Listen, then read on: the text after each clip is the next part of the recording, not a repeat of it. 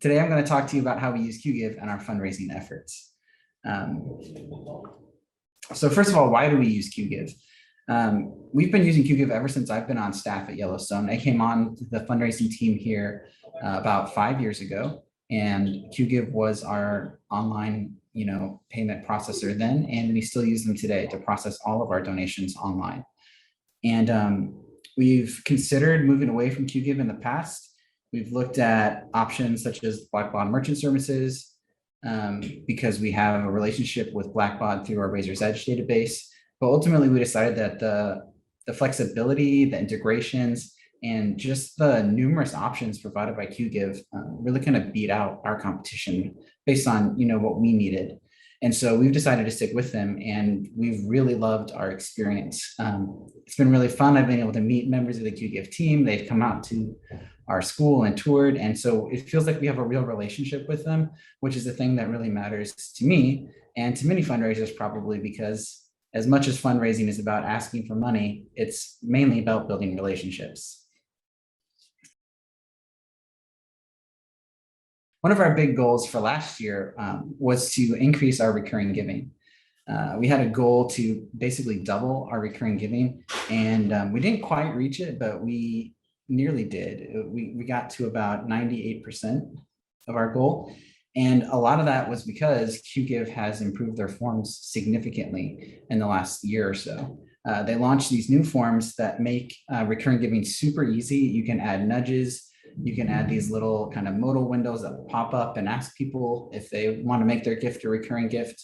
And these are all options, and you kind of customize them. And so we've really been making use of that, and it's really helped us to pick up our recurring giving program. So what does fundraising look like during the COVID-19 pandemic for Yellowstone? We opted not to do virtual events. We spent a lot of time researching and having internal discussions because events have historically been a huge part of our fundraising revenue. But as we looked at all of the options, we just decided that there was no really good way to do a virtual event. And so we decided to put all of our efforts into kind of amping up all of our existing appeals and strategies and really making a push for online giving. So we launched a COVID-19 response initiative. We've continued to raise money through that. And a lot of that happened through our online platform as well. And then in the spring, once, we were kind of one of the valleys of COVID, if you will. And right after, the first round of vaccinations had really kind of taken hold, we were able to host our big Party in the Park fundraiser. And there was this really magical moment.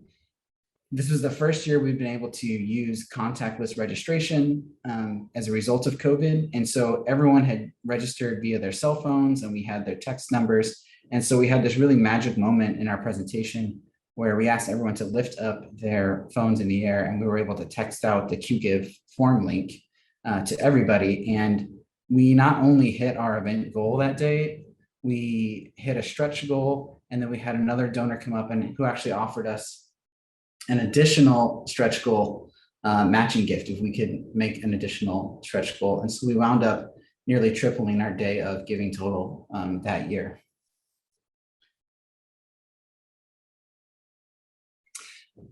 One of the integrations that we use a lot in Qgiv is the MailChimp integration.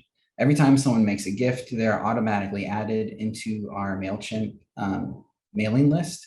And then through that, we're able to funnel them in MailChimp side into a whole donor series welcome that just happens automatically. And so every time someone makes a first-time gift, it kicks off a whole stewardship process that we haven't had to touch in years, other than to update, an email every now and then. And that's the kind of functionality that's really important to us. We're a small team here at Yellowstone. There's only 3 or 4 of us on the team. And for us to be able to operate and compete with some of these bigger shops, we have to really automate as many of our processes as we can if we're going to have those personal touches and really kind of build the relationships that we're looking to build with our donors.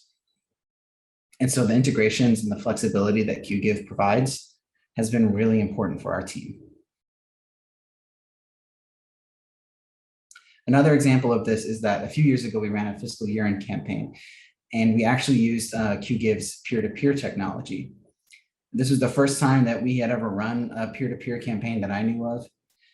And it was really successful. We wound up raising and beating our goal for that year-end campaign. We paired it with photos, we paired it with videos, we had a lot of stories from teachers and students, and it kind of worked into our whole strategy for our kind of May push. And it was really important that year because our fundraising numbers had been down kind of throughout the rest of the year. And